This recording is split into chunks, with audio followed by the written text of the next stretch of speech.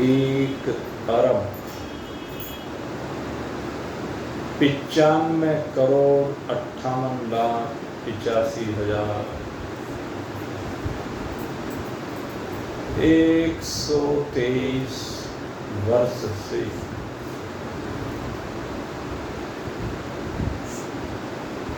मां भगवती की शक्ति से निर्मित, संचित, पालित इस अद्भुत स्वप्न सदृश सृष्टि के माध्यम से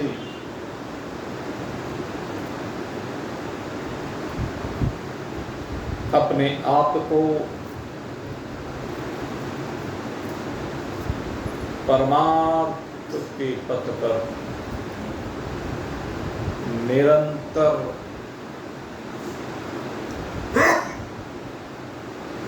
जीवन की इस यात्रा को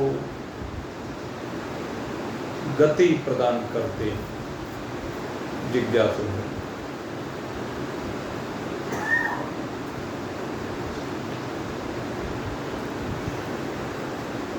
भयंकर कलिकाल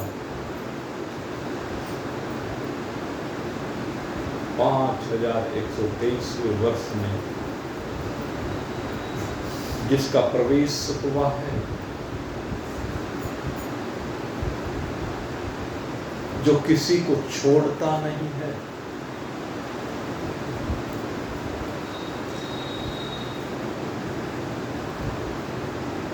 ये बड़ा भयंकर युग है।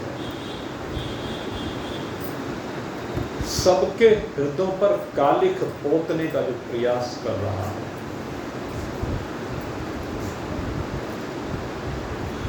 अंश को अंशी से जो विलग कर रहा है,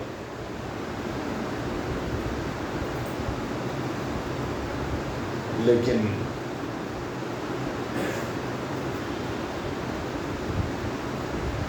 उसके इस प्रयास को निरंतर निरर्थक करने का प्रयास करते अनेकानेक ब्रह्मज्ञानी महान पुरुष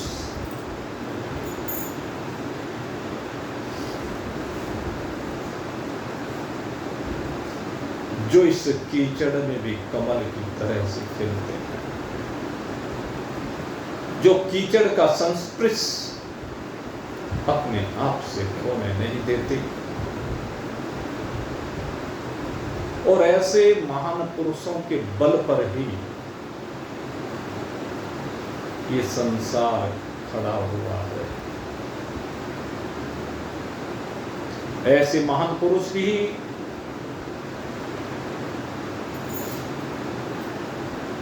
संसार को परोपकार के माध्यम से, उपासना के माध्यम से और परोक्ष एवं अपरोक्ष ज्ञान के सहारे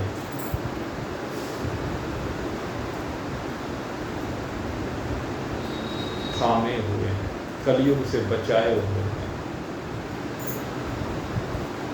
उनकी महत्ता को कोई समझे अथवा ना समझे वो विलग बात है, कोई सम्मान दे अथवा ना दे वो विलग बात है, लौकिक संपदा से वो संयुक्त हो या ना हो वो विलग बात है।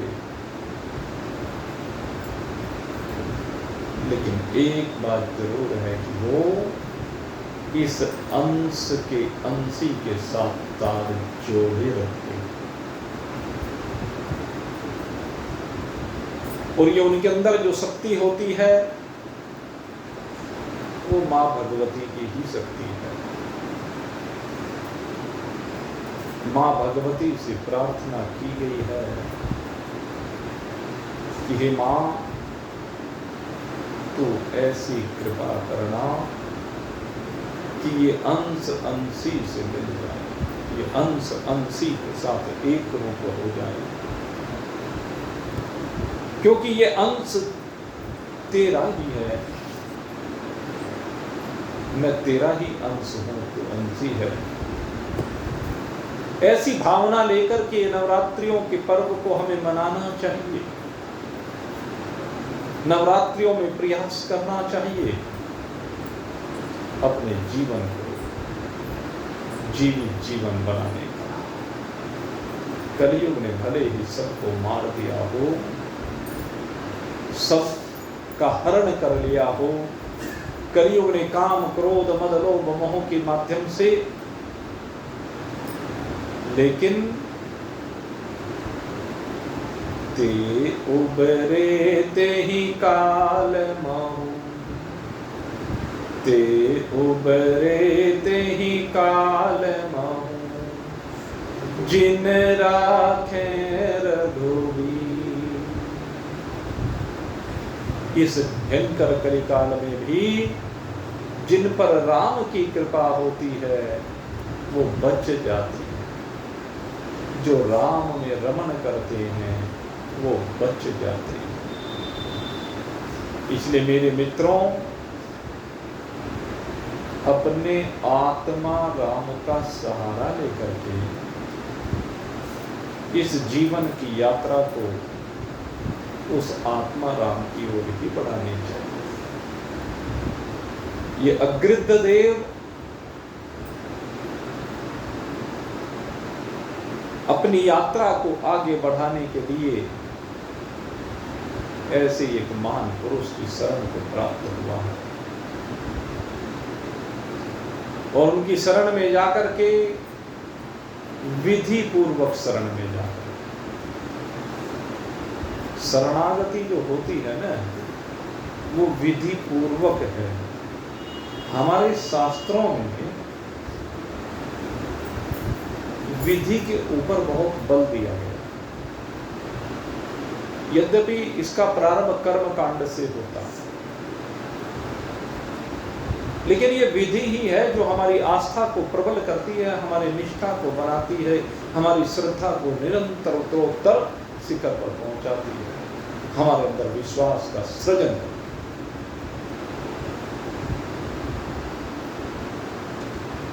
विधि, विधि माने विधान। किसी भी कार्य को विधि पूर्वक अगर किया जाए तो उसका परिणाम सुखद भी होता है। गीता जी में भी भगवान ने कहा है कि अगर यदि कोई यज्ञ विधि से हीन किया जाए, विधि पूर्वक न किया जाए, तो वह कार्य वही है, लेकिन विधि ठीक ना होने के कारण से उतना फल नहीं दे पाता। और फिर जब किसी काम को करें तो विधि पूर्वक ही कर लें। क्यों अपनी टांग उठाएं? किसी भी काम में, हर काम में अपनी टांग अड़ानी जरूरी नहीं होती। जैसे कोई अपनी बेटी का विवाह करे, बेटे का विवाह करे, अब विवाह में किसे बुलाना है, किसे नहीं बुलाना है, दावत करनी है, क्या बनवाना है, क्या नहीं बनवाना है, ये उसके ऊपर छोड़ दो। हम अपने ऊपर क्यों ले लेते हैं?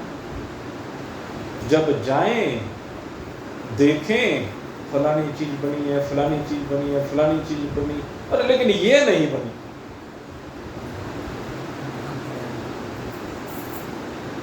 कम से कम इसे ये तो करना चाहिए था। अरे जो कर रखा है तो उससे क्यों संतुष्ट नहीं? भाई उसका आयोजन, उसकी इच्छा, उसकी शक्ति सामर्थ्य, उसका दृष्टिकोण, तो उसके दृष्टिकोण के साथ क्यों नहीं जुड़ता? उसके दृष्टिकोण से बाहर अपने आप को क्यों लेकर के जाता है? क्यों उसके 100 कमियां निकालता है? 10 मिठाई बनवा दी, अरे रसगुल्ला तो बनवाएंगे। तो वहां पे विधान ये है कि जो उसने उसे अच्छा लगा उसने वो विधान कर दिया, हम क्यों उसमें टांग अड़ा। हमारे यहाँ कर्मकांडिक अनेक प्रकार के विधान किए गए। अब पंडित लोग उस विधान को कराते हैं।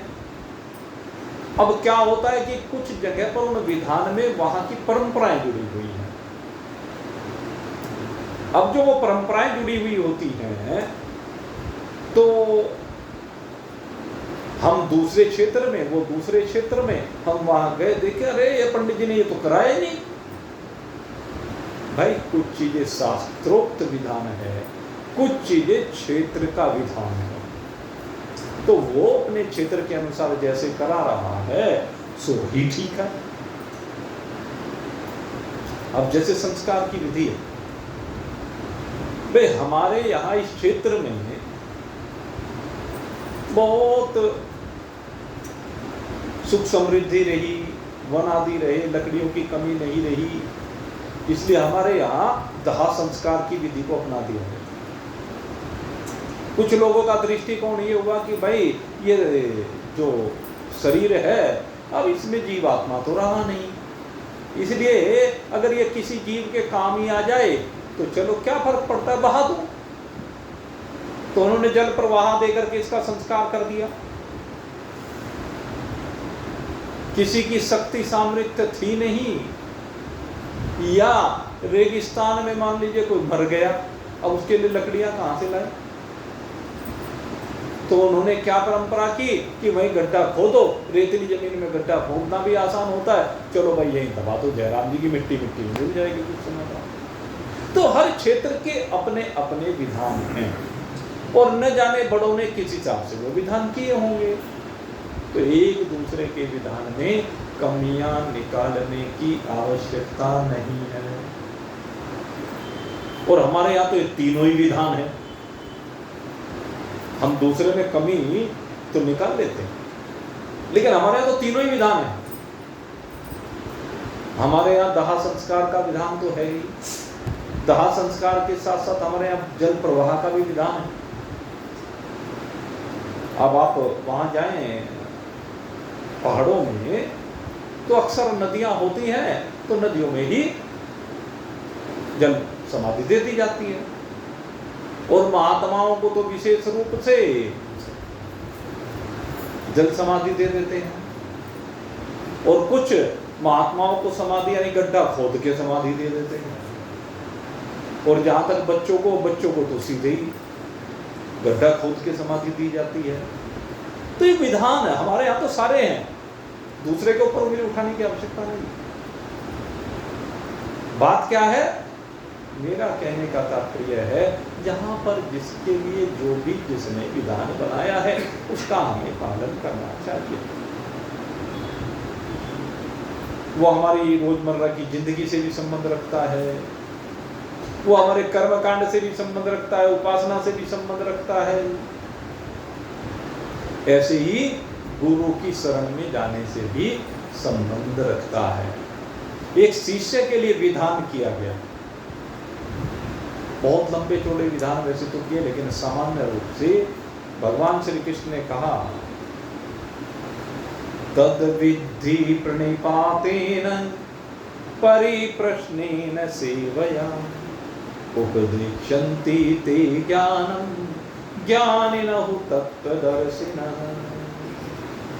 सीधी सी बात है, जब किसी तत्वदर्शी की शरण में कोई जिज्ञासु जाए,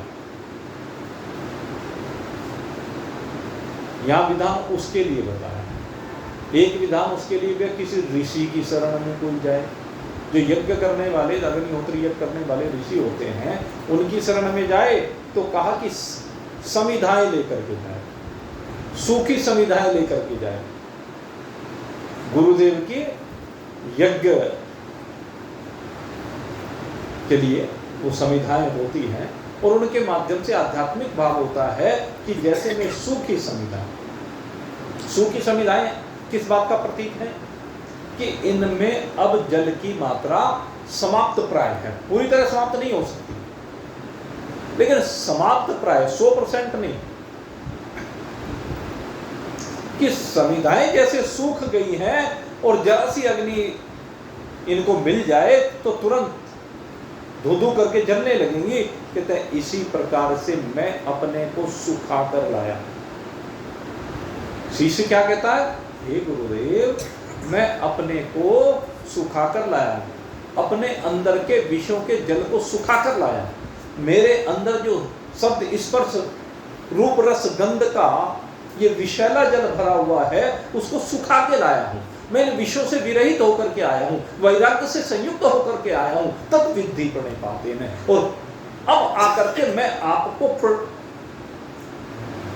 प्रणाम करता हूं, आपको नमन करता हूं, आपके चरणों में सिर झुकाता हूं, आपको साष्टांग प्रणाम करता हूं, प्रणिपात करता हूं आपके चरणों में, तद विद्धि प्रणिपाते। और जब कोई शिष्य इस प्रकार से प्रणिपात करता है, उसकी श्रद्धा को देखा जाता है, उसके विश्वास को देखा जाता है। गुरु कभी भी सीधे उपदेश नहीं देता। गुरु उपदेश किसी को नहीं देता है सीधे सीधे। परंपरा है, प्रक्रिया है, विधान है।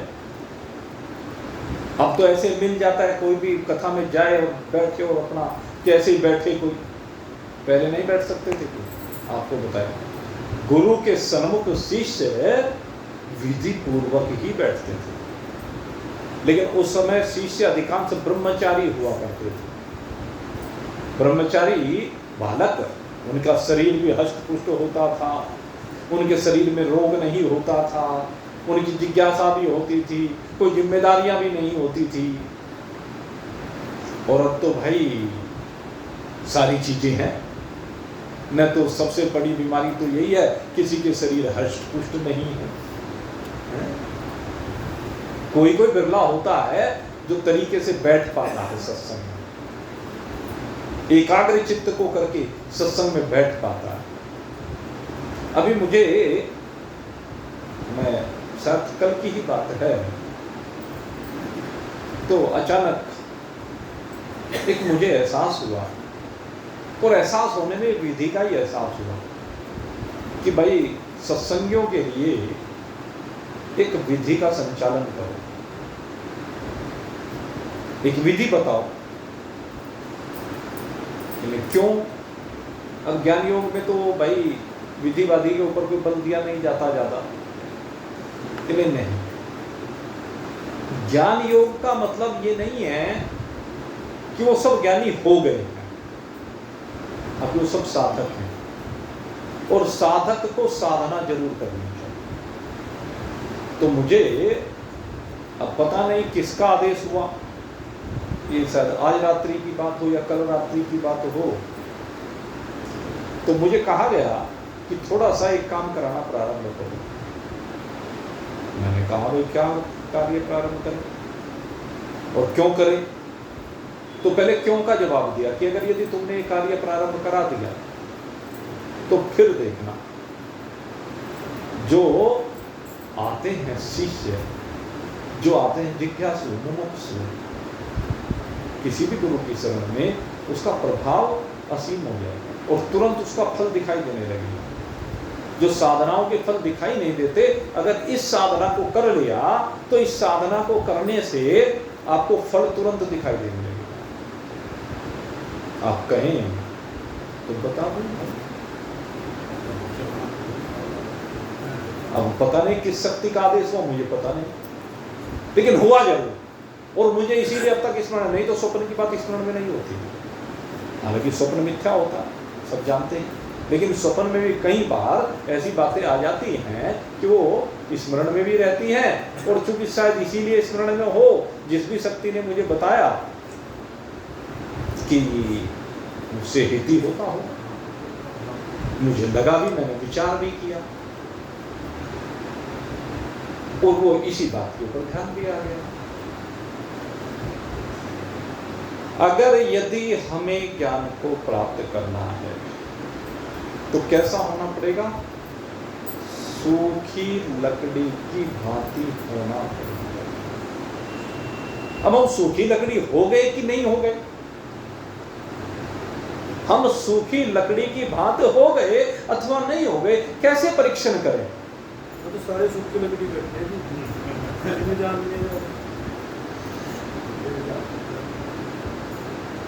हो गए अथवा नहीं हो गए सूखी लकड़ी, इसका परीक्षण कैसे करें? तो इसका परीक्षण करने के लिए उन्होंने कहा कि जितने भी जिज्ञासु हैं, जो अपने स्वरूप की ओर बढ़ना चाहते हैं, उनसे एक संकल्प लो, उनसे एक संकल्प लो, और वो संकल्प 100% फलीभूत होगा। इफ एंड बट नहीं, कोई संशय नहीं, क्योंकि संशयात्मा विनश्यति, अज्ञस्य श्रद्धानस्य संशयात्मा विनश्यति। चौथा अध्याय पढ़ लेना गीता जी का अंतिम मंत्र है। अल्पज्ञानी, अश्रद्धालु, संशयात्मा विनश्यति, उसका तो विनाश निश्चित है। जब तक संशय बने रहते हैं तो विनाश ही होगा। विनाश से मतलब जिस काम के लिए शरीर मिला है, जिससे स्वरूप बोध होना है शरीर से, वो होगा नहीं। क्योंकि जब तक संशय नहीं जाएंगे तब तक बात नहीं। विद्यते हृदय गंति छिद्यन्ते सर्व संशय, और जब तक सब संशयों का छेदन नहीं होगा तो बात बनेगी। इसलिए कहा कि एक संकल्प लिखाओ। इसलिए मन में मारा कि संकल्प लिखाएंगे। क्या संकल्प है बताऊं या लोगे?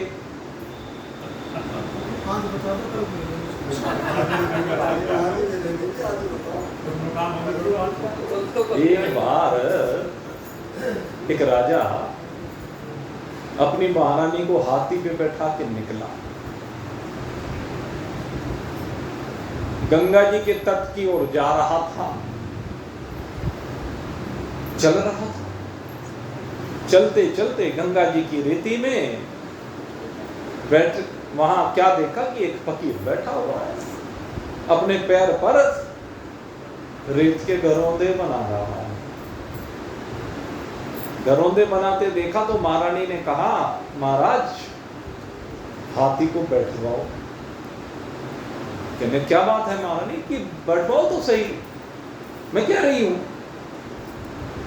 अब महारानी की बात को कैसे, पहले बैठवा दिया। नीचे उतरे और नीचे उतर के महारानी ने महाराज को कुछ नहीं कहा, आओ देखा न ताओ, सीधे जाकर के उस फकीर के पास पहुंच गई जो अपने पैर पर रेत से घरौंदे बना रहा था। और महारानी ने जाकर के फकीर के चरणों में साष्टांग प्रणाम किया। पीछे पीछे महाराज भी आए, देख रहे हैं क्या कर रही है ये महारानी। के इतनी बड़ी महारानी होकर के, देश की महारानी होकर के, सबसे शक्तिशाली होकर के एक फकीर के चरणों में साष्टांग प्रणाम कर रही। और साष्टांग प्रणाम करने के बाद घुटने टिका करके वहीं बैठ गई, जैसे वज्रासन में बैठे जाते हैं, हाथ जोड़े फकीर के सामने। हे गुरुदेव क्या कर रहे? कहते स्वर्ग की हवेलियां बना रहा हूं। ये स्वर्ग की हवेलियां बना रहा हूं कि हाँ, स्वर्ग की हवेलियां बना रहा। कहने गुरुदेव एक हवेली बेचोगे? क्या मैं एक हवेली खरीद सकती हूँ? क्या मुझे एक हवेली मिल सकती है? क्या मिल तो जाएगी महाराज, हवेली मिल जाएगी, जरूर मिल जाएगी, लेकिन ऐसे नहीं मिलेगी। कहने लगे फिर कैसे मिलेगी?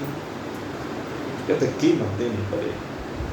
हवेलियां यूं ही नहीं मिलती है, स्वर्ग की हवेलियां बहुत बड़े बड़े यज्ञ करने पड़ते हैं, बहुत परोपकार के काम करने पड़ते हैं, भंडारे करने पड़ते हैं। बाबा बंसी वाले ने कितने भंडारे किए? पांडवों ने कितने यज्ञ किए? भगवान श्री राम ने भी यज्ञ किए। कहते हैं स्वर्ग की हवेलियां यूं ही नहीं मिलती हैं, पर चल आज तुझे दे दूंगा, एक झटके में दे दूंगा। स्वर्ग की हवेलियां यूं मिलती हैं क्या? सबको पता है, सबने पढ़ा है।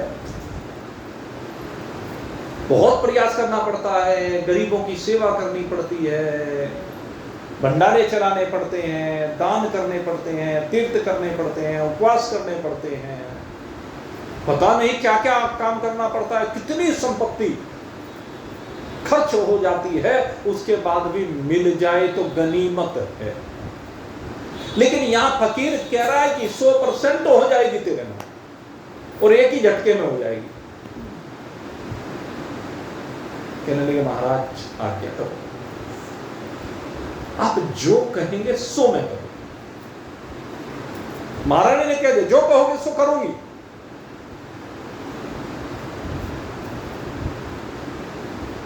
कहने लगी जो मैं कहूंगा करोगी?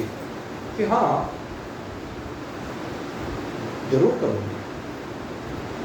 एक बार एक परीक्षा की घड़ी आई थी, कथा बीच में और ध्यान आ गई। एक कथा आती है महाराज सरियाती की, बहुत सुंदर कथा।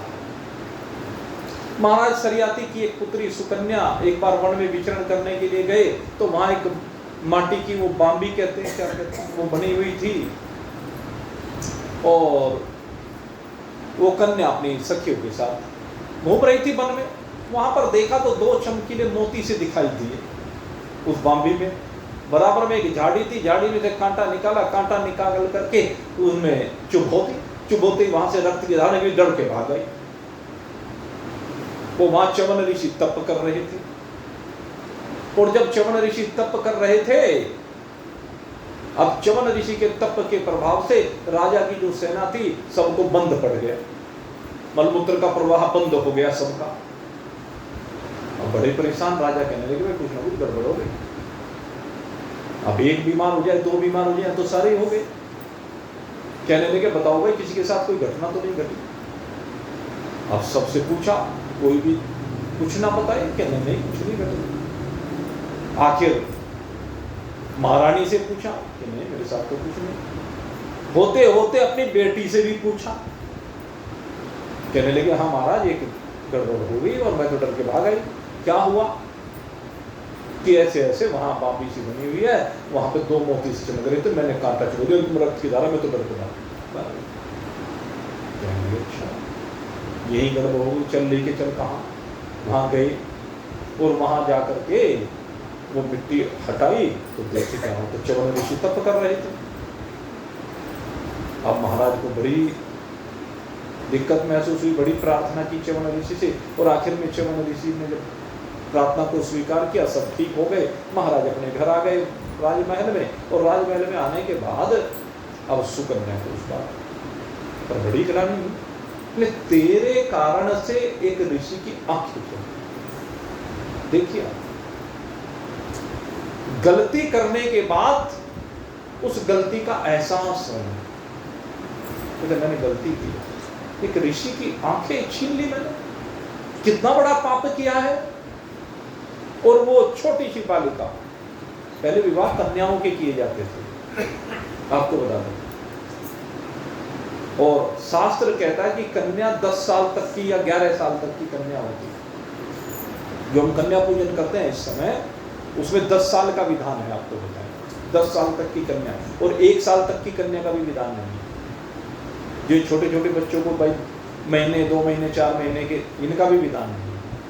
जब थोड़ा सा उसको बोध हो जाए तो वहां से कहा कन्या का जो पूजन किया जाता है, 1 साल तक की कन्या का पूजन नहीं किया जाता। तो इतनी छोटी सी उम्र थी, लेकिन उस छोटी सी उम्र में ही उसको आत्मग्लानि होने लगी, और आत्मग्लानि होने के बाद वो घुटती रही, बार बार उसके सामने उसका पाप आए, उसकी आंखों के आगे से वो पाप जाए नहीं, और जब वो पाप जाए नहीं तो सुकन्या एक दिन अपने पिता के पास गई और जाकर के कहने लगी कि मुझे बड़ी आत्मग्लानि हो रही है, मेरी वजह से उन ऋषि की आंखें चली गई। पता नहीं बेचारे बिना आंखों के कैसे जी रहे होंगे, कहाँ गिरते पड़ते फिरते होंगे, पता नहीं कुछ साधन उनका कुछ बनता होगा कि नहीं बनता होगा, खाने पीने की क्या व्यवस्था होगी, रहने की क्या व्यवस्था होगी, बहुत कुछ बातें उसने कही। बेटी तो सीधे सीधे बता क्या कहना चाहती? कहते महाराज कहना ये चाहती मैं कि मैं उनकी आंखें बनना चाहती हूं। जो अपराध मैंने किया है उसका दंड कोई और क्यों भुगते, मैं प्रायश्चित करना चाहती हूं और मैं उनकी आंखें बनना चाहती हूं। क्या करेगी तू? एक राजमहल में रहने वाली सुकुमारी कन्या वो कैसे जंगल में रहेगी, कैसे वन में रहेगी? कि मैं किसी भी तरह से हो, लेकिन मैं आपको कभी इस बात का उलाना नहीं दूंगी पिता से। आप मेरा हाथ उनके हाथ में दो। और जब सुकन्या ने प्रार्थना की, राजा ने ऐसा किया। च्यवन ऋषि को अपनी कन्या सौंप। अब वो बड़ी सेवा करती उनकी। च्यवन ऋषि बड़े प्रसन्न हैं और होते होते होते समय बीतता चला गया। एक बार घटना घटी, देव वैद्य अश्विनी कुमार वहां पर आगमन हुए और देव अश्विनी कुमारों का जब आगमन हुआ तो उसने उन अश्विनी कुमारों की बड़ी सेवा की, वे उससे बड़े प्रसन्न हुए और चलते हुए कहने लगे बोल क्या वरदान चाहती है? कहते हैं महाराज एक ही वरदान चाहिए, अगर आप देने में समर्थ है, आप तो देव वैद्य हैं और आप कर भी सकते हैं। कि बोलो क्या चाहते हैं? कि मुझे तो अपने पतिदेव की आंखें चाहिए, इनकी आंखों को ठीक कर दो। कहते हैं आंखें तो ठीक कर देंगे, लेकिन ऐसे आंखें ठीक नहीं होंगी। तो फिर कैसे होंगी? कहते तेरे तप की परीक्षा है, तुझे एक वचन देना होगा। क्या? कि जो हम कहेंगे वो करेंगे। क्या मुझे स्वीकार है, जो आप कहोगे सो मैं करूंगी। तो मैं देख लो। सुकन्या ने कहा देखने का विषय ही नहीं। सुकन्या कहती है कि देखने का कोई विषय ही नहीं है, मुझे तो अपने पति की आंखें चाहिए, चाहे उसके लिए मुझे कुछ भी करना पड़े। कहने लगे विचार कर ले, आंखें तो मिल जाएंगी, पर उसके लिए तो ये बड़ी परीक्षा के दौर से गुजरना पड़ेगा कि मुझे स्वीकार है कि मैं पहले सुन ले, कि सुनना कुछ नहीं, कि नहीं फिर भी हम बता देते हैं। कहते सामने सरोवर देख रही कि हाँ, कहते तेरे पति को लेकर के हम उस सरोवर में प्रवेश करेंगे और सरोवर में प्रवेश करने के बाद तेरे पति का जो स्वरूप है ये बदल जाएगा। तेरे पति का जो स्वरूप है वो बदल जाएगा और हमारा भी स्वरूप बदल जाएगा। न तू हमें पहचान पाएगी, न अपने पति को पहचान पाएगी, और हम तीनों तेरे सन्मुख आएंगे सरोवर से निकल कर, और उस समय तुझे हम तीनों में से एक का चयन करना होगा। बोल कर सकती है? कहने लगे मुझे स्वीकार। कितनी बड़ी शर्त स्वीकार करती है कि कोई भी तीनों में से जो भी होगा उसी को स्वीकार करना होगा, उसी के साथ उसे आगे रहना होगा। लेकिन अपने पति के लिए उसने उस शर्त को स्वीकार किया। अब तीनों सरोवर में प्रवेश करते हैं और सरोवर में प्रवेश करने के उपरांत कुछ समय के बाद अश्विनी कुमार च्यवन ऋषि को लेकर के बाहर प्रकट कर देते हैं। आंखों की कीमत देख लीजिए, आंख कितनी कीमती है। च्यवन ऋषि की आंखों की रोशनी लाने के लिए कितना प्रयास है, कितना समर्पण है, अपनी जिंदगी दांव पर लगा दी इस पर। और सरोवर में से तीनों बाहर निकले, और तीनों जब बाहर निकले तीनों हूबहू एक ही स्वरूप, तीनों का स्वरूप बिल्कुल एक।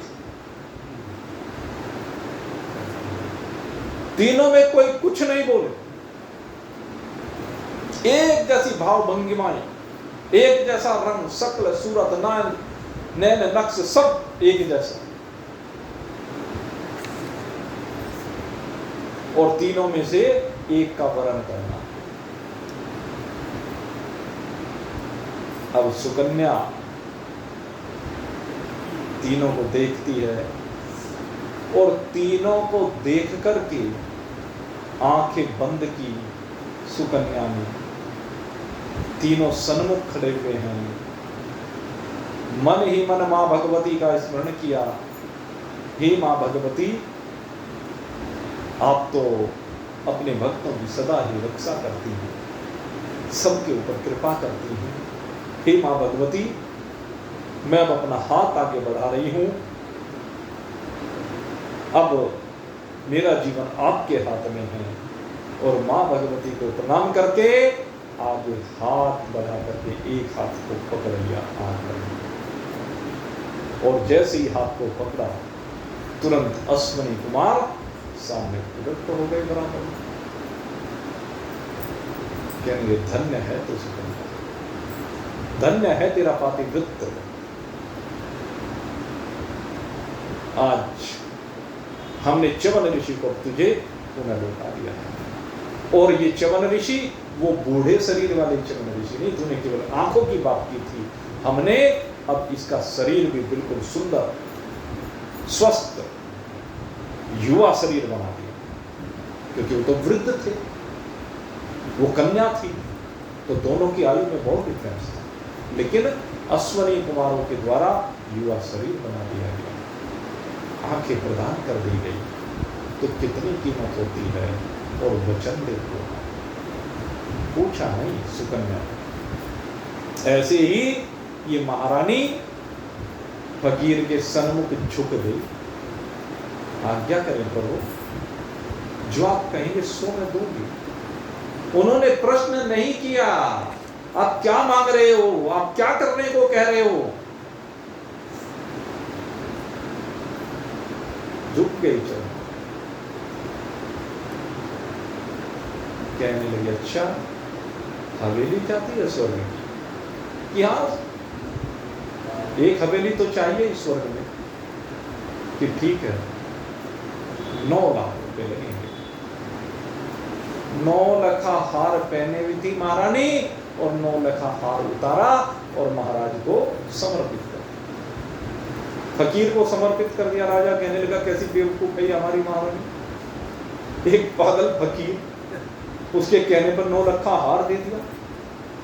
ये पागल ही तो है, इससे बड़ी पागल कौन हो सकती है? क्योंकि उस समय 9 लाख की कीमत बहुत हुआ करती थी। 9 लखा हार, 9 लाख रुपए सोच के देखो, जब 9 लखा का 9 लाख रुपए की कीमत का, पुराने जमाने की बात। 1 रुपया कितना होता था? 1 चांदी के रुपए का, 1 रुपया चांदी का। चांदी का 1 रुपया कितने रुपए का? आज की तारीख में 700 रुपए, 70 रुपए के लगभग चांदी हो गई। तो 700 रुपए का हो गया। अब 9 लाख को 700 से गुना कर लो, तो 63 करोड़ रुपए का हार हो गया आज की तारीख में। 63 करोड़ रुपए यूं ही एक फकीर को समर्पित कर देना। अब राजा तो बड़ा परेशान, कैसी महारानी, कैसी बेवकूफ महारानी, कैसी बावरी महारानी। और इसी चिंतन में खैर चला तो गया, कहाँ कुछ नहीं, मन ही मन कूदता रहा। आज उसे कुछ अच्छा नहीं लगता, जाके बिस्तर पे लेट गया, और बिस्तर पे जब जाकर के लेटा, चिंतन वही चलता है। चिंतन होते होते स्वर्ग में पहुंच गया महाराज। और स्वर्ग में पहुंच करके क्या देखा? बड़ी सुंदर सुंदर स्वर्ग की हवेलियां, एक से बढ़कर एक दिव्य स्वर्ग की हवेली, सोने चांदी जड़े हुए, हीरे मोती लगे हुए। क्या पूछे वहां की शोभा, बड़ी सुंदर मंद सुगंध शीतल समीर बह रही है। बड़े सुंदर सुंदर पारिजात के पुष्पों की सुगंध आ रही है उस नंदन वन से। जगह जगह पर अप्सराएं, गंधर्व नृत्य गायन कर रहे हैं। जगह जगह पर बड़े सुंदर शरीरधारी देवता घूम रहे हैं। उनको देखा राजा ने, सब कुछ दिव्य ही दिव्य, अलौकिक। बोले मेरे महल में तो ऐसा कुछ भी नहीं, हमारे राज्य में तो ऐसा कुछ भी नहीं जैसा यहाँ पर है। चलो देखे तो सही। एक एक करके हवेलियों को देखने लगा। फलाने देव की हवेली, फलाने देव की हवेली, फलाने देव की हवेली। होते होते एक बड़ी खूबसूरत सी हवेली दिखाई। और वो हवेली देखी, जाकर के नेम प्लेट देखी, और नेम प्लेट पे देखा महारानी का नाम लिखा हुआ था। और जैसे ही महारानी का नाम लिखा हुआ देखा, मेरी महारानी की हवेली, चलो भाई इसको तो जरूर देखूंगा, बड़ी सुंदर है, तो बिल्कुल नई नवेली हवेली है, जैसा लगता है जैसे आज ही तैयार हुई हो। हाँ भाई आज ही तैयार हुई है, हकीकत भी यही है। खैर हवेली के दरवाजे की ओर बढ़ा, अंदर जाने लगा। और जैसे अंदर जाने के लिए पग आगे बढ़ाता है, दहलीज पर द्वारपाल खड़े हुए हैं। द्वारपालों ने पूछा क्या बात है, कौन हो, कहाँ से आए हो, कैसे आए हो? कहने लगे मैं महाराज ये। कहने कौन महाराज, किसका महाराज? अरे फलाने देश का महाराज। कहले यहाँ क्यों आए हो? कहले मेरी महारानी की हवेली है। कहने लगे भाग यहाँ से, यहाँ कोई किसी का महाराज नहीं होता, कोई किसी की महारानी नहीं होती, ये देवलोक है, देवलोक में कोई नाता नहीं होता, ये नाते तो तुम्हारे मृत्यु लोक में होते हैं। और द्वारपालों ने, जो द्वारपाल है जो उसके आगे हर समय आगे पीछे घूमा करते थे द्वारपाल जिस राजा के, उस राजा की बिसात देखिए, स्वर्ग के द्वारपालों ने उस राजा को धक्का दे दिया। और धक्का दे करके जैसे ही राजा को धक्का लगा, आंखें खुल गई। कहने लगे क्या हुआ? महारानी की हवेली तो बन गई और मैं रह गया। अब राजा रह गया, रानी की हवेली तैयार हो गई। स्वर्ग में तो, स्वर्ग में कोई राजा नहीं होता, कोई रानी नहीं होती। इस शरीर को छोड़ने के बाद जब आप जाओगे, कोई पति नहीं, कोई पत्नी नहीं, कोई बच्चा नहीं, कोई भाई नहीं, कोई बहन नहीं, कोई माँ नहीं, कोई बेटा, कुछ नहीं, कोई संबंध नहीं। सारे संबंध इस शरीर के साथ हैं। इस शरीर के छूटते सारे संबंध छूट जाया करते हैं। सोच के देखो, जो पति पत्नी 7-7 जन्म साथ देने का वायदा करते हैं, एक 50 साल की उम्र में मर गया और दूसरी मरी 80 साल की उम्र में, तो कितना डिफरेंस हो गया? 30 साल का डिफरेंस हो गया। उसका तो 30 साल पहले जन्म हो गया। जब वो 30 साल का हो जाएगा, वो जाके जन्म लेगी। 30 साल का डिफरेंस हो गया ना। वो 30 साल का वो आज जन्म हुआ है, तो आगे पति पत्नी बनेंगे। 20 साल बाद भी शादी होगी, तो 20 साल वाली उस 50 साल के बूढ़े से शादी करेगी क्या? उसे क्या पता कि ये पिछले जन्म का तेरा पति है? पता होता है? तो भाई कुछ पता नहीं होता। इसे उल्टा भी करके देख लेना, दोनों के लिए है ये बात। ये तो साक्षात प्रमाण है, प्रत्यक्ष।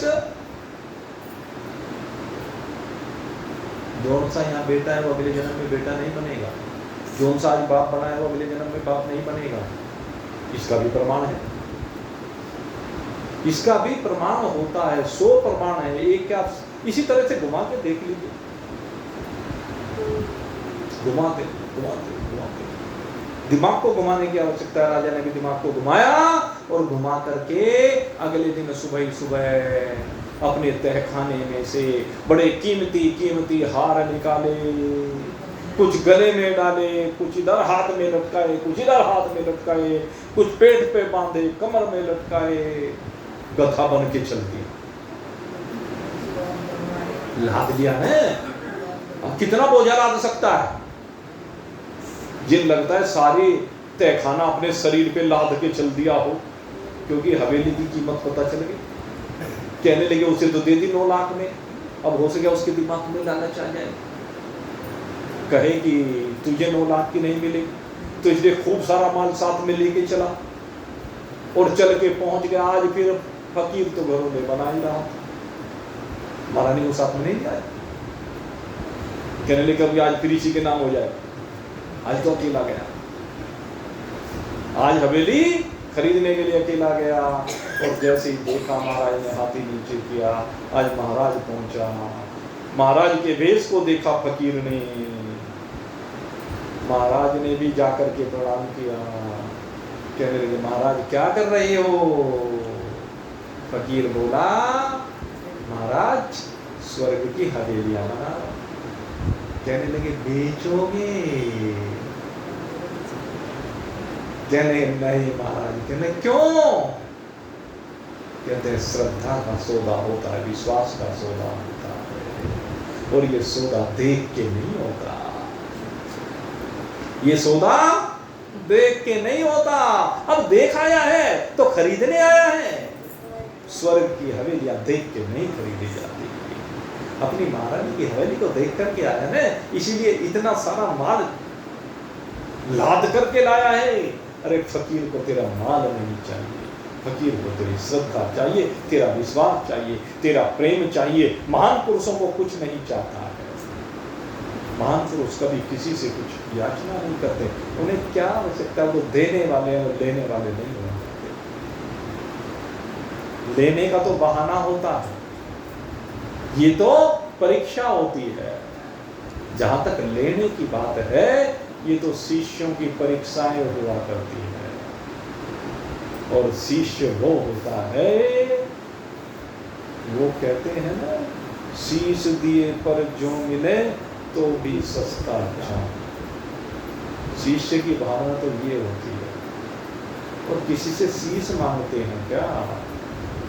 कोई गुरु ऐसा होता है कि लौकिक रूप से किसी से शीश मांगे? अरे वो शीश नहीं मांगते हो तो आशीष देने वाले होते हैं। महान पुरुष, उनका तो काम ही यही होता है, वो किसी का बुरा नहीं करते, वो तो सदा अच्छे के लिए तत्पर रहते हैं। वो तो चाहते हैं कि जो मेरा शिष्य है वो मेरे समकक्ष हो जाए। अगर मैं अंशी के साथ एक रूप हो गया हूँ तो मेरे शिष्य भी उस अंशी के साथ मिलकर के एक रूप हो जाए। यही तो भावना रख रहे थे भजन में।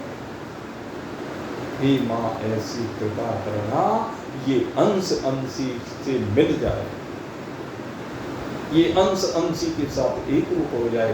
तो महान पुरुष यही किया करते हैं, सबको उसके स्वरूप का बोध कराते हैं, सबको कहते हैं तो शुद्ध सच्चिदानंद ब्रह्म है। तेरी वास्तविकता एक शुद्ध सच्चिदानंद घन ब्रह्म से भिन्न और कुछ भी नहीं है। तो इस शरीर भाव का त्याग कर, तो अपने अंदर की दुर्वासनाओं का त्याग कर, तो इन काम क्रोध मद लोभ मोह की बहती हुई विषयों की बहती धारा से अपने आप को विलग कर, इनसे असंग हो जा, इनके संग को त्याग दे। जब तक तू संग रहित नहीं होगा, असंग नहीं होगा, तब तक अपने स्वरूप में विराजमान नहीं हो सकता। तो मेरे मित्रों, ऐसा ही कुछ आदेश हुआ।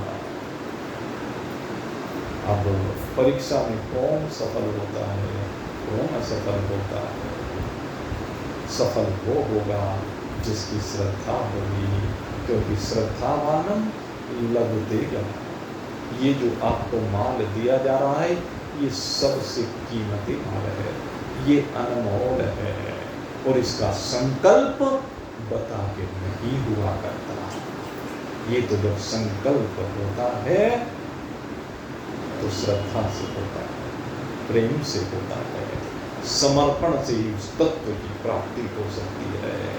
इसलिए मैं आज नहीं बताऊंगा इस विषय में, कोई बात नहीं, सोच लो भाई। मैंने तो सारी कहानी आपको समझा दी, अब आज सोच लेना, कल को फिर चर्चा करें, और कल को देखिए भाई, जिसको करना होगा सुख कर लेना, जिसको अच्छा नजर आता होगा सुख कर लेना। हमें तो भाई ऊपर से आदेश हुआ है, और जो आदेश हुआ है ऊपर से आपको बता देंगे, और हमें क्या लेना देना, आगे आपकी इच्छा। लेकिन लगता है जो आदेश हुआ है वो आप सबके भले के लिए हुआ है, आप सबके कल्याण के लिए हुआ है। और मैंने भी उसके ऊपर बहुत चिंतन किया, और चिंतन करने के बाद मैंने पाया कि वास्तव में ये आपको बहुत तीव्रता के साथ आपके स्वरूप की ओर लेकर जाएगा।